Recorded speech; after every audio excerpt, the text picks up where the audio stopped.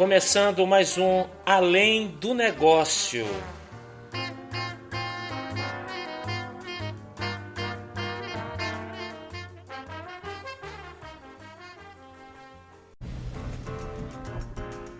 Olá, tudo bem? Estamos iniciando mais um podcast Além do Negócio. E essa semana o nosso podcast traz um tema muito relevante: inteligência em vendas, né? Vender é sempre muito importante, vender é sempre muito relevante. As empresas precisam vender, a gente precisa vender. Nós somos sempre vendedores de alguma coisa, ou vendemos um produto, um serviço, ou até mesmo a nossa imagem. A gente vai falar um pouquinho sobre esse universo, né, que está ao redor aí das vendas, o que mudou, como é que é a perspectiva de venda hoje, o que vem por aí com relação ao processo de venda, quais são as atitudes que você precisa ter para ser um bom vendedor. Agora, é claro, a gente vai falar sobre isso, mas eu não posso garantir para vocês que se você escutar o nosso podcast, você vai vender muito. Evidentemente que eu não posso fazer uma coisa dessa. Mas aqui eu quero abrir pelo menos discussões, reflexões, que vale a pena você avaliar os caminhos que você tem que seguir na hora de vender. Então a gente vai tratar muito sobre isso. E o podcast Além do Negócio, como sempre, além de abordar sempre uma temática relevante para de negócios, para empresarial, para profissional, a gente também traz algo além, né? Algo a mais. E nesse podcast a gente vai trazer um pouco sobre a cultura do vinho. É uma das coisas que eu gosto, que é beber um bom vinho, conversar com os amigos, trocar experiências, é muito legal. E eu vou trazer especificamente aqui um pouquinho, né, do meu conhecimento, que não é lá grande coisa, é muito mais uma curiosidade. E para quem não sabe nada, né, ou quem tem curiosidade também em aprender, é sempre bom essas pequenas dicas. Eu vou falar um pouquinho sobre duas uvas, a uva Malbec e a uva Carmenere, muito utilizada, muito consumida na nossa região, na região da América do Sul. A gente vai falar um pouquinho sobre essas duas uvas. E para fechar, a gente sempre tem uma indicação de um livro, né? Eu estou trazendo o livro Como se tornar mais produtivo. Até porque vamos falar de venda, né?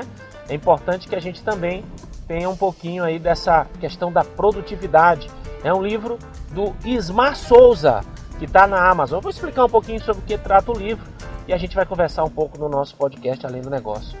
Então é isso, gente. Que maravilha a gente estar junto mais uma vez e fiquem com o nosso Além do Negócio.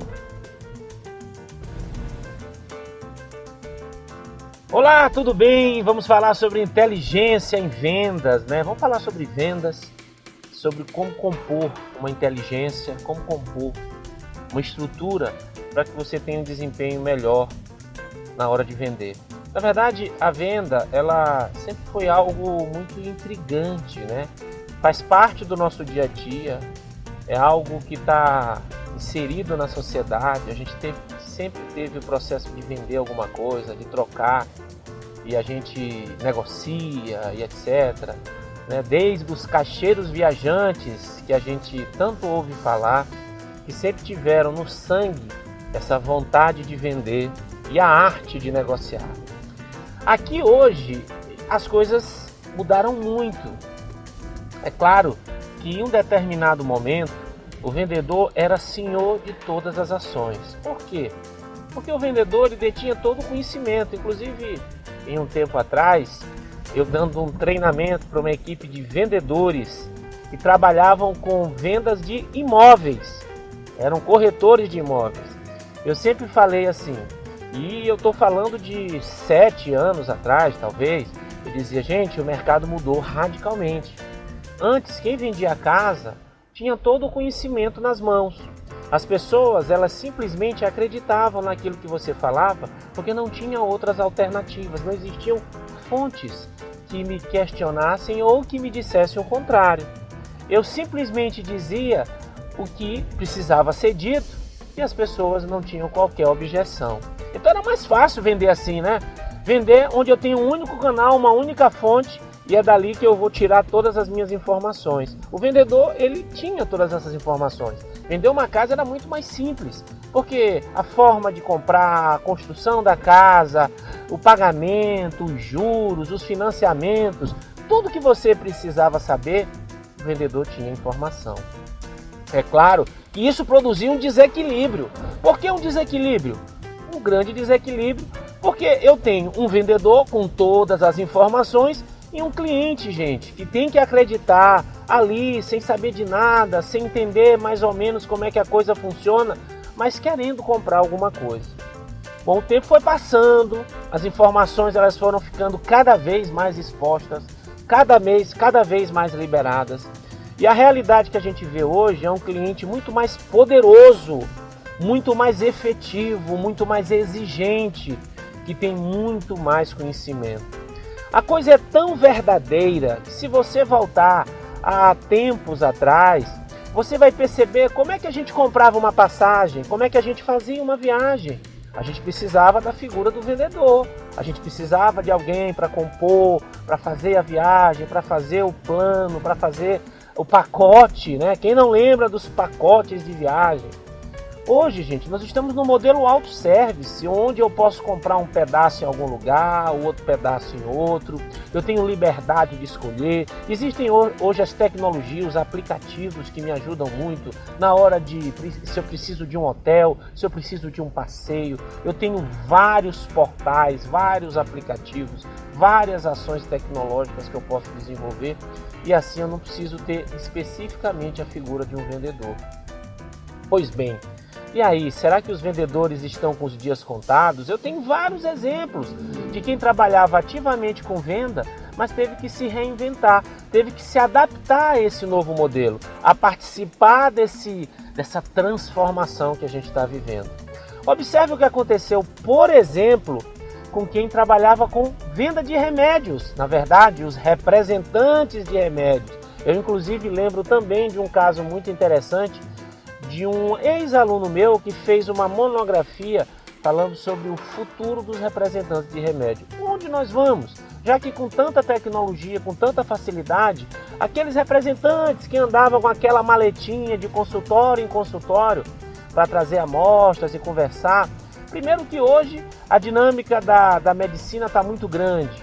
O profissional de saúde tem várias coisas para fazer, sai de um lugar para o outro, tem pouquíssimo tempo, uma agenda lotada e é difícil você encaixar aquele horáriozinho para você falar com aquele cliente, com aquele médico, né? Mas agora, e o que é que eu faço? Qual é o futuro dos representantes? Muita tecnologia, hoje eu posso conversar rapidamente através de um celular, baixar um aplicativo, conversar sobre uma determinada composição de uma medicação e mandar pelo correio para que ele faça uma avaliação.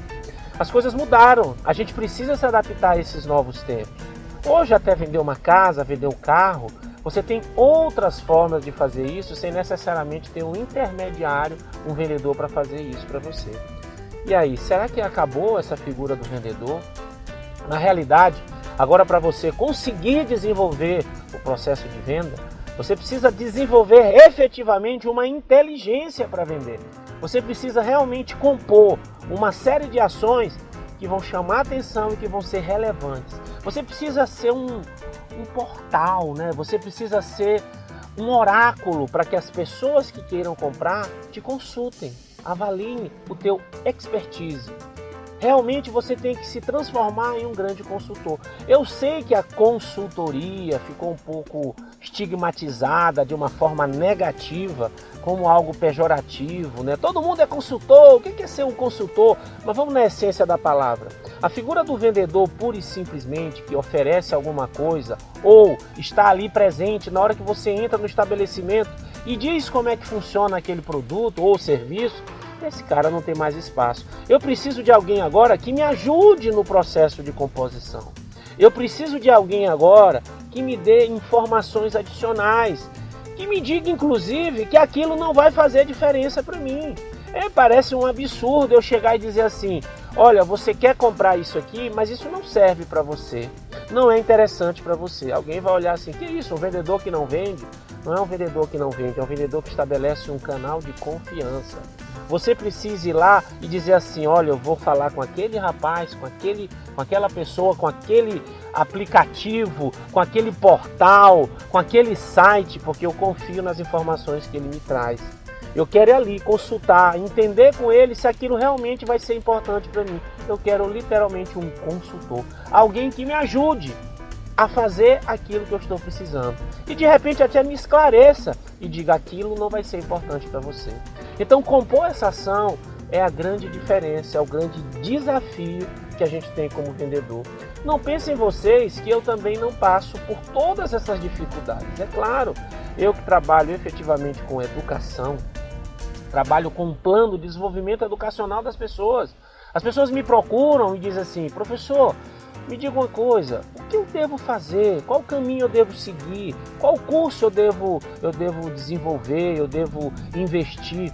Eu sento e converso, inclusive tem muita gente que vai no modismo, né? Ah, tem uma área que está bombando, está indo muito bem e eu quero participar dessa área. Essa área me interessa bastante, eu vou para cima dela. Mas gente, calma, qual é a associação que você tem com essa área? Existe uma relevância para você? Você tem algum tipo, né, de relação direta que você vai fazer uma diferença ou vai ser só mais um curso para você botar no currículo e que você não vai fazer a diferença? Eu preciso conversar e entender quais são os reais objetivos daquela pessoa que quer fazer um curso. Então a gente faz todo um planejamento e avalia inclusive a situação de que, olha, esse não é o melhor curso para você. Eu não indicaria. Às vezes você pode até dizer, poxa, mas tu vai perder um aluno. Eu vou perder um aluno, mas que vai ficar cada vez mais confiante nas minhas informações. Eu vou ser para ele alguém que ele vai dizer assim, eu vou consultar o Ricardo, porque eu sei que ele vai me dar uma orientação correta. Aquela frase horrível que dizia o seguinte, o bom vendedor é aquele que vende até casa pegando fogo. Essa frase tem que ser riscada de qualquer lugar. Pelo amor de Deus, jamais pensem dessa forma. O bom vendedor, gente, não é o que vende casa pegando fogo. O bom vendedor é o que me ajuda. O bom vendedor é aquele que eu confio, aquele que realmente vai me oferecer aquilo que eu preciso. E não me entregar um calçado que está horrível nos meus pés, mas só para vender e atingir a meta, ele vai dizer que está lindo. E depois as pessoas vão me ridicularizar. Aí eu vou perder a confiança. Eu não quero ter um cliente que só vai me procurar uma única vez e depois vai falar mal de mim. E hoje com as redes sociais, com todos esses mecanismos integrados que nós temos por aí, a venda está cada vez maior, está cada vez mais abrangente. Então se você age de maneira ruim, se você desenvolve uma ação de vendas negativa, isso vai repercutir muito. E gente, uma das coisas primordiais de uma boa ação de venda, de um bom vendedor, é a credibilidade. Como é que sem credibilidade eu vou conseguir obter sucesso e melhoria? Pode ser que eu venda bastante naquele momento, mas depois as pessoas vão ficar sabendo das coisas ruins que eu fiz, das enganações, né?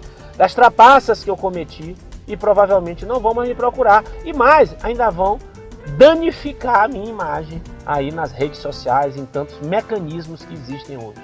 Então vamos ter muito cuidado com isso. Vamos entender que hoje a tecnologia ela faz parte da nossa realidade. Se você acha que aquele mecanismo tradicional, do caixeiro viajante, do porta em porta, de ir até a casa das pessoas, ou de estar dentro de uma empresa esperando alguém chegar até você, já não existe mais, vamos buscar, vamos entender como é que a gente pode compor uma nova inteligência de vendas. Vamos ver a área que a gente atua e como é que está o mecanismo de transporte da informação, como é que as pessoas absorvem a informação e como é que elas literalmente, efetivamente decidem comprar. Em que momento? Quais são as ações necessárias? Que tipo de conteúdo? Será que é interessante eu ter uma rede social? Quais redes sociais? Como é que eu devo desenvolver? Eu preciso simplesmente chegar e expor os meus produtos? Será que isso é suficiente para que as pessoas efetivamente comprem na minha mão? Ou será que eu preciso produzir algum conteúdo relevante sobre aquele assunto e aquele assunto começar a chamar a atenção das pessoas? E ali, nas entrelinhas, eu dizer o seguinte, olha, se você quiser mais informações, eu tenho algo para te oferecer que pode ser interessante para você. Então, a gente tem que entender hoje que os clientes eles querem muito mais informação e eles estão muito mais poderosos porque eles têm efetivamente mais informações. E eles podem sim questionar, argumentar, porque eles têm alternativas. Nós não somos a única alternativa deles. É muito comum você chegar em uma loja para comprar, sei lá, uma televisão, um ar-condicionado e já chegar com todas as ofertas que existem no Brasil inteiro. inclusive com frete grátis, com entregas ultra rápidas. Nós temos aí empresas, como é o caso do Mercado Livre, que estão fazendo o absurdo de entregar em até 3 dias em qualquer lugar do Brasil. E é um absurdo. Como é que pode? Às vezes até quando a gente vai comprar alguma coisa em uma loja física, ela demora mais de 3 dias para chegar, porque não está na programação de entrega. Agora imagina uma empresa online que consegue entregar em até 3 dias. Gente, essa é a realidade que a gente tem hoje. Os clientes, eles vêm com todas as ofertas e a gente tem que estar preparado, argumentar, entender. A inteligência de vendas, além de todos esses mecanismos tecnológicos que eu acabei de falar para vocês, ele também passa diretamente com algo que é muito importante. O profundo conhecimento daquilo que você está vendendo. A gente precisa entender isso. Conhecer muito bem aquilo que a gente está vendendo. Conhecer muito bem, profundamente, os nossos concorrentes. O que o mercado está oferecendo? O que eu posso oferecer que é compensatório em relação a um concorrente importante? A gente precisa entender a realidade do mercado, sim.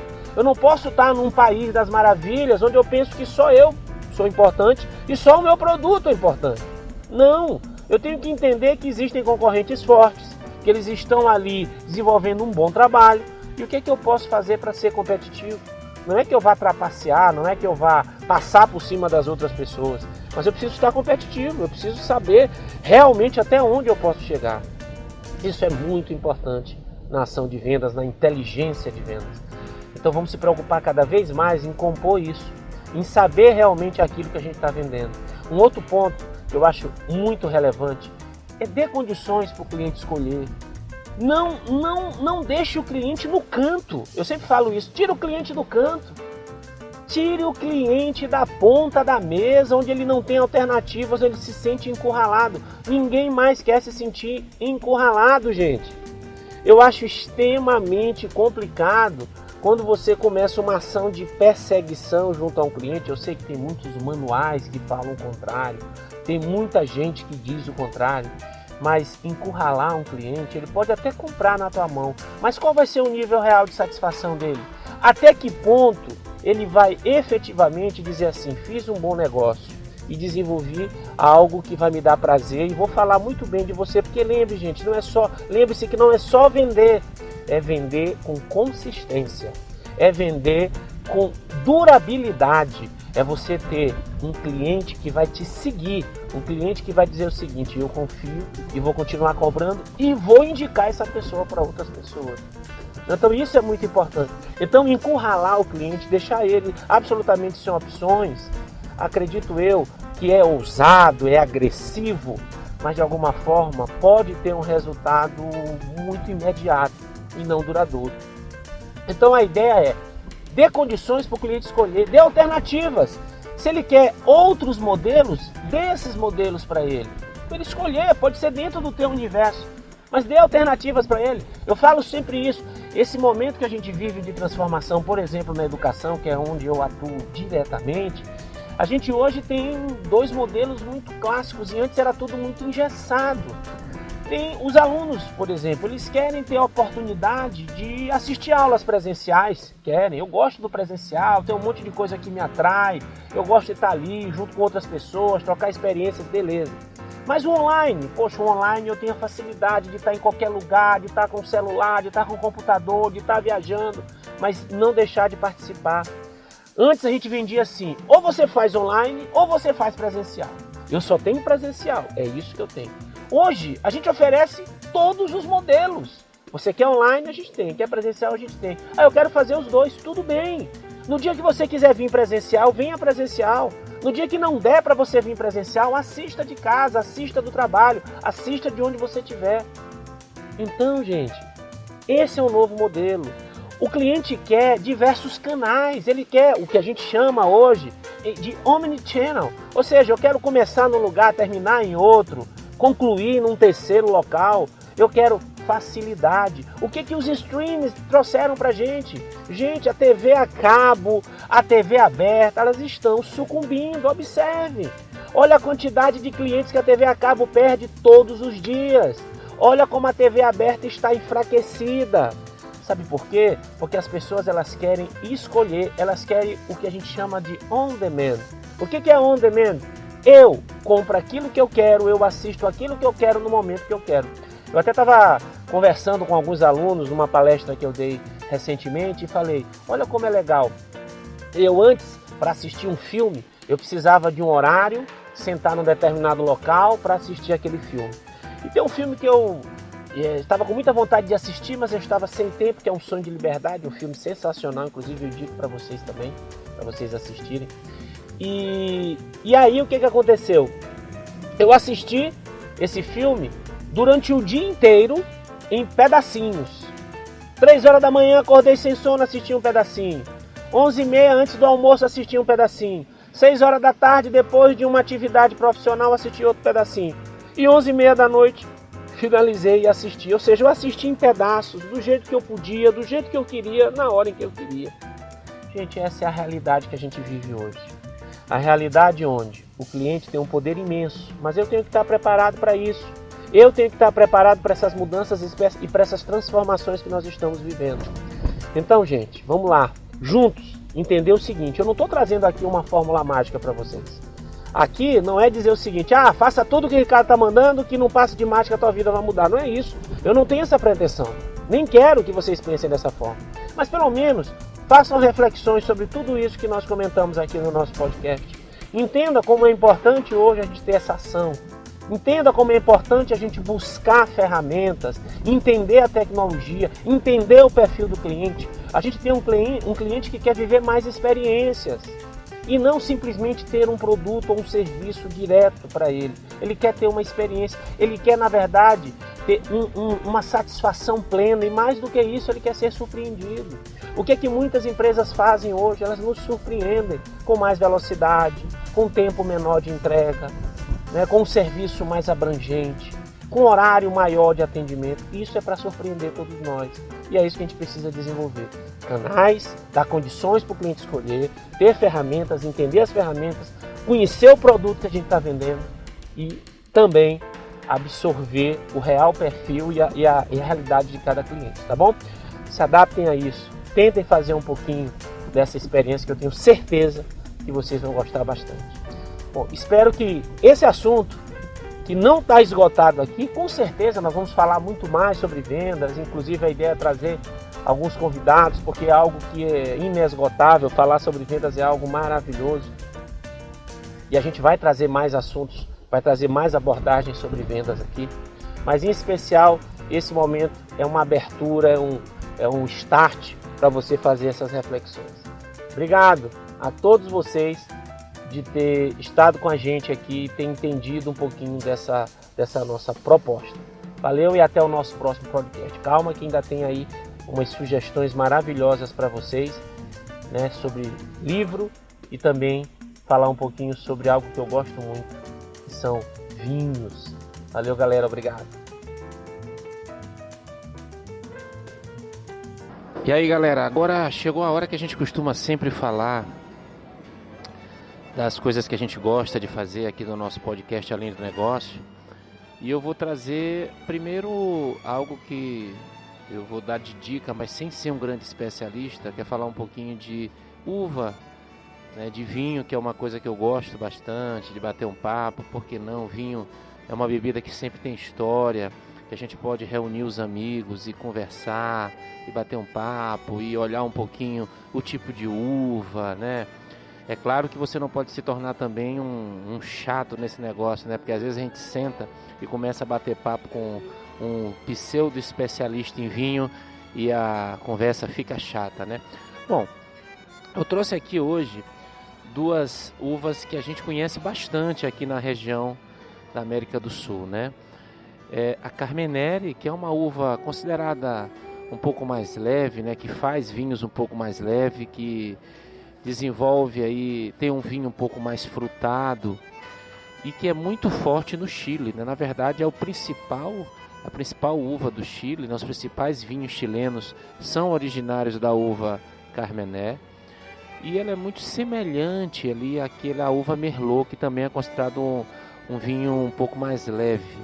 Mas muita gente se engana e pensa que a Carmené ela veio nasceu no Chile, mas na verdade ela veio da França, né, da região de Bordeaux, e trouxeram para a América do Sul justamente para fugir de uma grande praga, para não acabar com esse tipo de uva. Então, uma dica interessante para quem gosta de um vinho um pouco mais leve, Carmenere, faz muita diferença. Agora eu também vou falar sobre um outro, que é o vinho Malbec. O vinho Malbec. O que tem o vinho Malbec? Tem o vinho Malbec, toda vez que a gente fala em Malbec, a gente lembra da Argentina, né? Que é um país que tem uma representação muito forte com o Malbec. Normalmente o Malbec é um vinho mais intenso, né, de cor mais escura, um vermelho mais intenso, né, mais encorpado e sempre muito marcante.